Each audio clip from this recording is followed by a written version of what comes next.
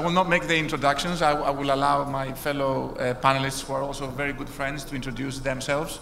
So maybe I'll start with Eahan. Yeah. Hello, everyone. Good afternoon. My name is Eahan, and I'm the Director of Shipping Finance Department in the Bank of China Financial Leasing. So for those of you who are not familiar with our company, Bank of China Financial Leasing is the youngest major leasing house in China, and our shareholder is Bank of China Group. And I'll give you a detailed introduction later on when we enter the discussion stage. Thank you. Charlie. Thank you. I'm very pleased to be invited here. And I'm Charlie Tsai and Tsai Zichu, and from BOCOM Leasing, Bank of Communication Financial Leasing. And we was born a little bit earlier than Eahan's company. And some of the people may mess around with Bank of China and Bank of Communications. Basically, we are the 5 biggest state-owned banks. And we started our shipping business, probably everybody knows that, about like 13, 14 years ago. And the current portfolio in shipping sector is one of the dominant sector in the total portfolio of BOCOM Leasing. And I would like to share some of my perspective this day with Chris and my fellow peers. Thank you very much. Thank you. Mr. Zhang. Hello, everyone. Good afternoon. My name is Zhang. I'm the Deputy General Manager of Ship Leasing Department of China Development Bank Leasing Company. I'm pleased to be here today and to meet some old friends and no new friends. Thank you. And last but not least, Yang Yi. Hi, hello everyone. I'm Yang Yi. I work for China Merchant Bank Financial Leasing for around 10 years. And I currently work as the Managing Director of our Shipping Finance Department. And I also work as the head of our Greek and UK team. Since 2014, we have started our international shipping finance business. And among several years' development, our clients cover different sectors in about our top tier clients. And our current portfolio is around 10 billion US dollar. My team focuses on the Greek and the UK, and we have cooperated with the top 9 ship owners among the top 10 Greek ship owners. And we would like to expand our kind of relationship with the Greek ship owner. Thank you. Thank you. So I will not make any introduction. I just want to say a few words before I start asking the questions. First of all, it's fantastic to be back here in Shanghai. What is amazing is to see this time around is the number of people that have traveled from across the globe. So it looks like we are back to the good old days of 2017, 18. And it's a testament to the strength of this market and the strength of the leasing companies and other financiers which provide financing options to a number of people across the globe. In fact, I thought for a minute that maybe I'm attending a conference in Athens because there are so many people from the Greek market. So it was anyway. And it's a few years ago, I personally had a few question marks as to whether the sector, the Chinese leasing sector, would continue to grow, would continue to achieve the same numbers of growth compared to the recent past. And I wasn't very optimistic, mostly because of the fact that the owners were cash rich. But I can assure you that is not the case. We have been extremely busy. The people next to me have been extremely busy. We know this because we've been working with them the past couple of years. So that's quite impressive. And I'm here to understand why is this the case. From time to time, I'll be wearing the ship owner hat, and I will try to ask some questions that the ship owner would be asking my fellow panelists.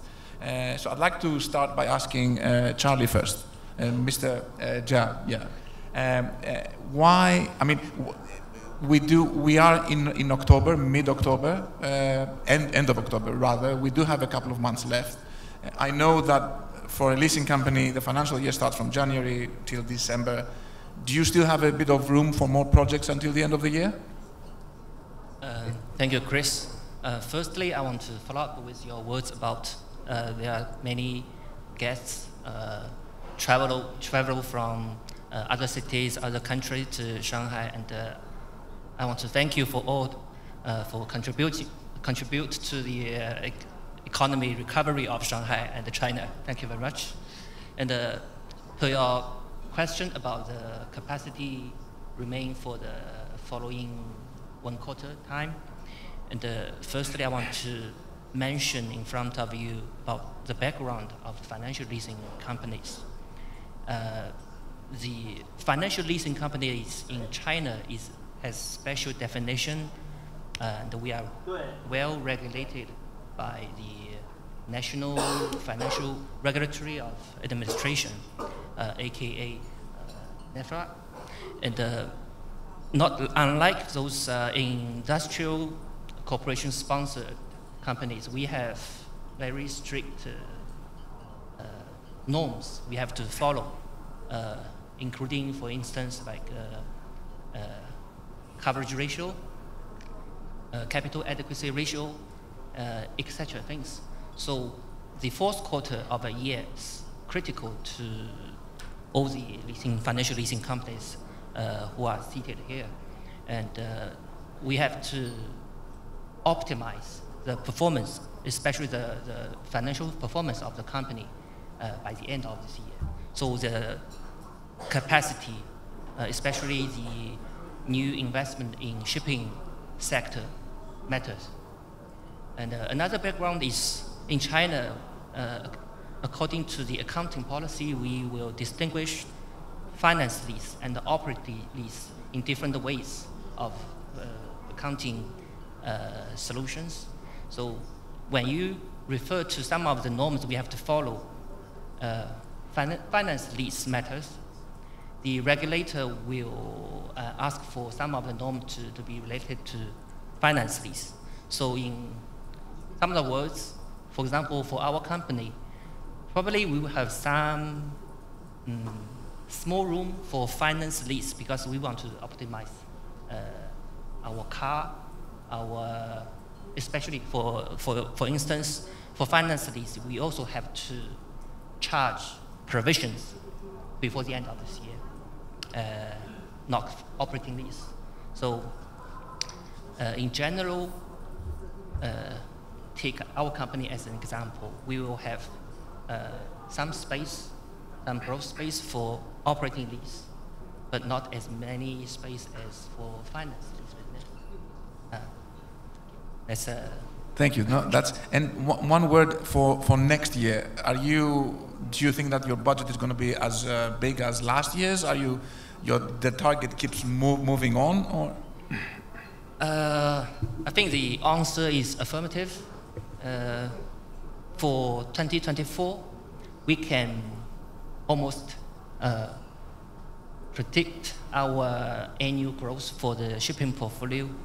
By the end of 3rd quarter, the new increment of shipping asset has mounted to almost $21 billion in total, and for the new increase for this year is about $5 billion, which can be as a historically high for Pudong leasing. And the increment for next year will maybe subject to this year's budget.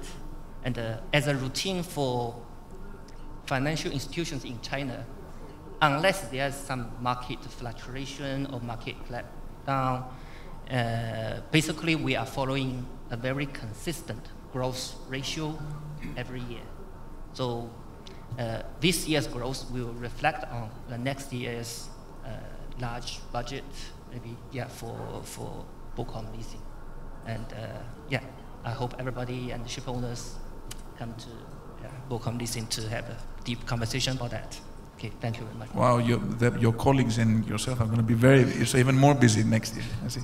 Yang Yi, any room for this year, and how about next year? I think to be honest, we haven't done our work proper value compared with Bocom leasing, because we are always be ready to assist our shipping client to have the new drawdown for this year and also for the next year. In fact, we have committed several new deals with our existing client to have the drawdown to be happen at the end of this year. But for another thing I want to mention is that if our client try to negotiate with us at this point of time, normally speaking, even if for the repeated deals, we still need at least 1 or 2 months to arrange the drawdown. So hopefully, I think most of our new drawdown will be happened at the early of next year. Thank you. Okay. Mr. Tsai, yeah. And Grace, Yeah. for me, you know, it's October now, so I don't think we have enough time for the new deals. But we still have some project to be drawn down by the end of this year. For the exact number, sorry, I cannot disclose that. You know, we are public companies. But I think we will make a record this year. Yeah. How about the budget next year? If the market keep just not surprising happened, I think we will keep the same for the next year. Yeah, around the 1.5 billion US dollars, I guess. Thank you. Okay. So I left you last, not because you know that I should be asking you last, but because you are effectively the new kid on the block in terms of leasing houses. Although you're a very experienced team, you know, you're a very experienced team. You've worked in the industry for so long. Do you have any room left for this year, or is your focus on next year? Yeah, and first of all, I wish to say thank you for the Capital Link, and also we had we called China-Greece Ship Trade event hosted last Friday in our Shanghai branch, and it's good to see some of our friends to appear to be present in this Capital Link again. And speaking about the questions Chris just mentioned, because it's just merely 2 months away till the year end, and also we have the Western holiday season upcoming. So I doubt the time and the efficiency point of view, it's not, maybe it's not, how do you say, maybe it's not appropriate to have the transaction concluded within these two months. But of course, it's, the window is always open, and we are very delighted to touch base and to discuss right now, and hopefully to see how we can improve the efficiency henceforward. And the next question is about the budget. Just like I introduced earlier, Bank of China Financial Leasing, we are a newcomer in the industry. Our company just established in the year of 2020, so we just passed our 4th anniversary. And last August, we just obtained the qualification to set up SPVs. It means the entry ticket to the international shipping financial lease market. So, but even though we are young, but our shareholder, the Bank of China Group, is one of the top 4 state-owned commercial banks in China, and also is specialized in international business and also foreign exchange settlement, and has been a main provider in a shipping finance market ever since the 1960s. So yes, we are under pressure to expand our shipping portfolio henceforward, not only to match with the market standing of our holding, but also to be in compliance with the policy orientation from the supervision authority. And I think for the increase rate of the budget, at least in the near and medium term, would be substantial. I would say at least 20% year-on-year growth. And for the budget number the next year, I would aim to invest around $1 billion in the shipping sector. Yes. So although new, you've waltzed in with the big man, as I would say.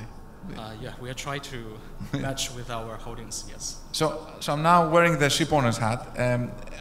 Is the high asset value a concern? Maybe so I'll start with you. So is the current high market value? Yes, I think, of course, because I think the differentiated advantage of the Chinese leasing compared to bank loan or other form of financing in the shipping market is all about the asset itself. And I myself, I'm not a strong believer to the sustainability of the current high asset value.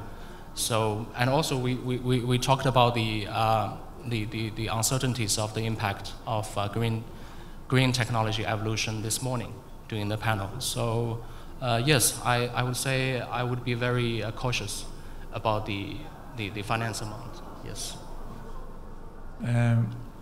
Mr. Zhang, would you like to make a comment on the current asset values, whether this is a concern? Yeah, thank you. We know that we have to admit that current market value of vessel is relatively high. We cannot say it will be the highest, but it is relatively high. Almost around all kinds of vessels and have been attracting many newcomers to enter shipping business. So it's a good thing for many new leasing companies because it brings new business to them and also to us. Everybody is enjoying present good market. However, it should not be forgotten that shipping leasing business is a kind of high leveraged business, and its leverage is significantly higher than traditional shipping business. This is like walking on a tightrope. When the vessel's value is low, it means that you walk on a tightrope at a height of 1 meter above the floor. Even if you make a mistake for some reason, fall down, you will not be seriously injured. In contrast, when the vessel's value becomes high, it will make you walk on a tightrope at a height of 10 meters or even higher. If you make a mistake, fall down, you will be seriously injured or even die. For Chinese leasing companies, it does not necessarily mean that there is a risk of bankruptcy, because we know that Chinese companies generally have strong shareholder backgrounds supported by banks. So, however, if something wrong happened, their ship business development will definitely be seriously affected.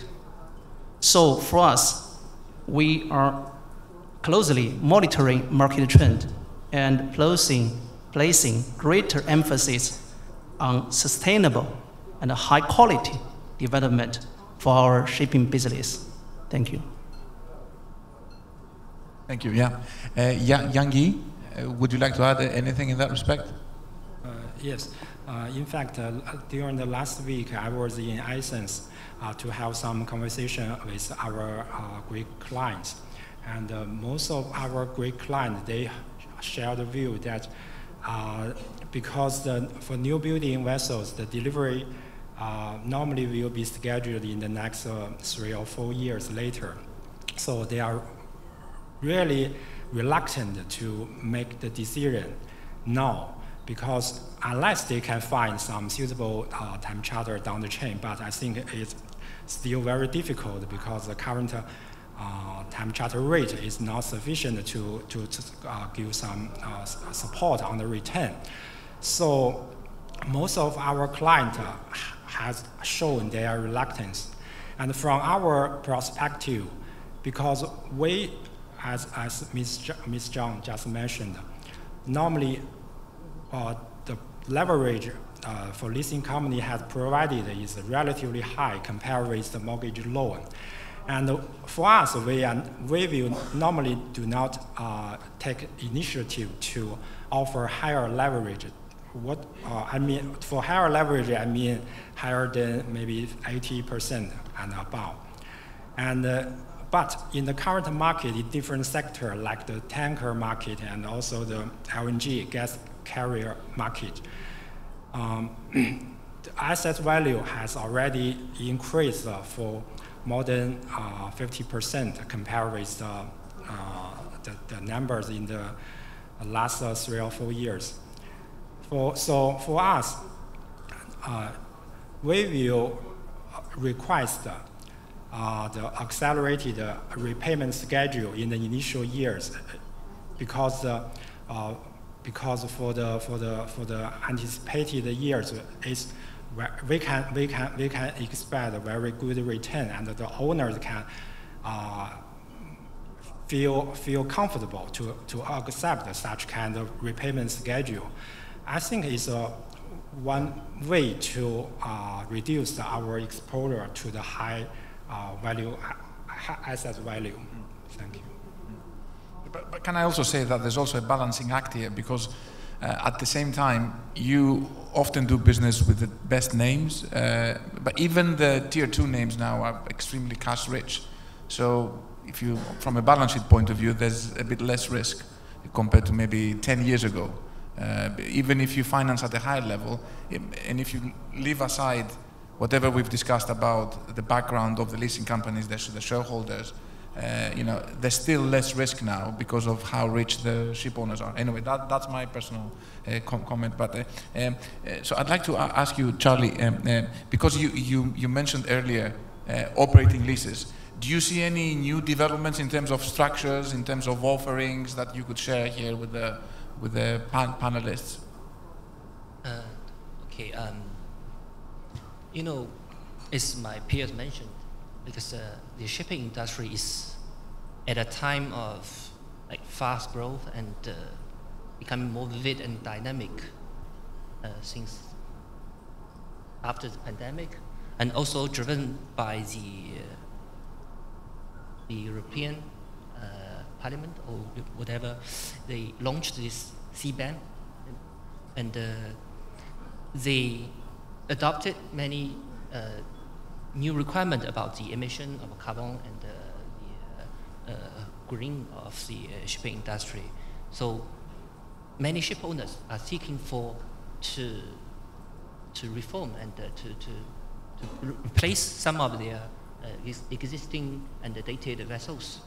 So under this background, I think many new companies, and after compare with other industry sectors and find out shipping industry is currently one of the most attractive industry over the place. And for example, our company has just maybe paid more attention to shipping rather than aviation for recent couple of years. The thing is, not only lessor we are doing shipping business right at this moment, but also we have lots of commercial banks. Formerly, they are very prudent with the shipping industry and shipping loans. Now they are coming back to the market to compete with us. I used to say a lot to my clients that one of our, for example, our key strengths as a leasing company, we can finance their construction period, pre-delivery period. Now the banks also can. They are kind of taking our space gradually. So I'm questioning myself and some of my peers, what we can do to offer our differentiation with the banks, the commercial banks, and I think we can. Some of the answers are we can offer higher leverage, as Mr. Zhang mentioned, and also we can offer longer tenor, even match with the total life of this vessel. And also, I think we can provide our a time charter business to some of our clients if they need for some ships temporarily. And this is what some of the banks still cannot do. I think this is so far. This is some of my answers to your question. No, that's very interesting. And that's yeah, particularly the last part that you mentioned, the time chartering, which we see it happening in the domestic market to a certain extent. If it goes global, it would be very interesting. Would you like to add anything? I'm afraid my answer would be very brief. Okay. I have noticed some very flexible or even aggressive structures being devised and materialized by some of our leasing peers, but as BOC Leasing, because we are at the beginning stage of development, so our preference, for the time being at least, would be the traditional structure rather than the innovative ones, because I think the latter one would require extensive knowledge to the industry and in some cases enough manpower. So that's something we would prefer not to touch at the present stage. Mr. Zhang, any thoughts from your end? No? Trend of the... yeah, any new trends, new structures, how... Yeah, you know, maybe some people know us, and the business of CDB leasing in shipping is a bit different with our peers, and actually we do more operating leasing than them. The portfolio under the operating leasing structure account for about 70%. So it means that less than 30% is under structure of traditional financing leasing. So for us, I don't see any new trend because the new trend is older for us. More leasing companies are trying to do operating leasing companies. It's not a new idea for us, but actually it's some new trend is happening that more OP, I mean the operator, not the ship owner, are trying to entering the shipping shipping industry to become a ship owner with the support from leasing companies. They tend to provide some kind of equity, usually about 10% of the new building price. We know that the new building price is so high now, and leasing companies cannot make a good calculation based on current new building prices.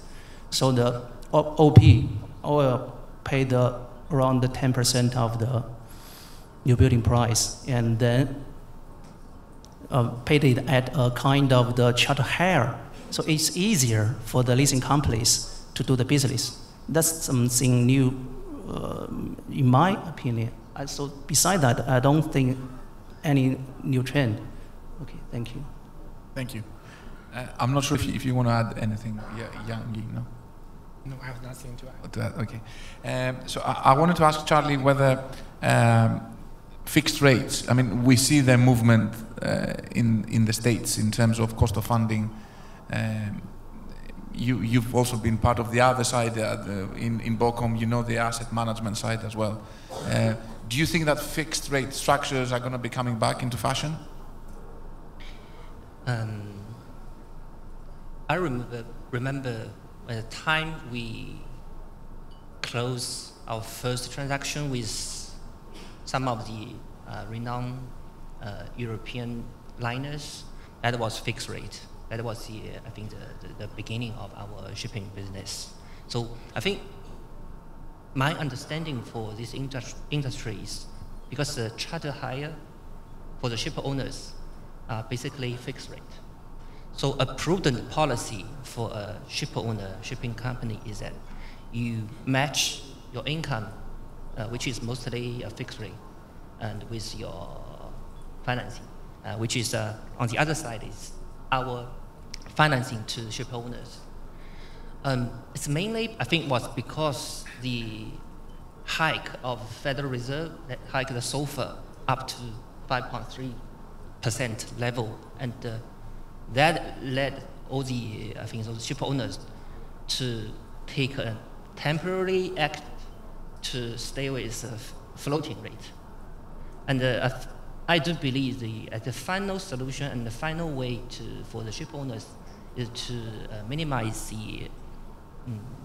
the interest rate risk to match their income side and their liability side. So what we have monitored recently, after the first cut of Fed rates, September, and we are predict that there are going to be many Fed rate cuts in the following years, and we foresee the fixed rate will coming back to the market. There's, for example, I talked to one of our important Japanese clients 5 months ago, and for some of the deals we are having discussion for floating rate at this moment, they will require for an option in the future to lock in a fixed rate. So I think the basic idea for them as a prudent company, they are requiring for a fixed return on a single project on a long run basis. And also I received a request from, for example, Singapore-based client, a very important global-wide companies. They are, at this moment, currently, they are directly asking for a fixed rate offering from Chinese lessors. And yeah, I think the answer is positive.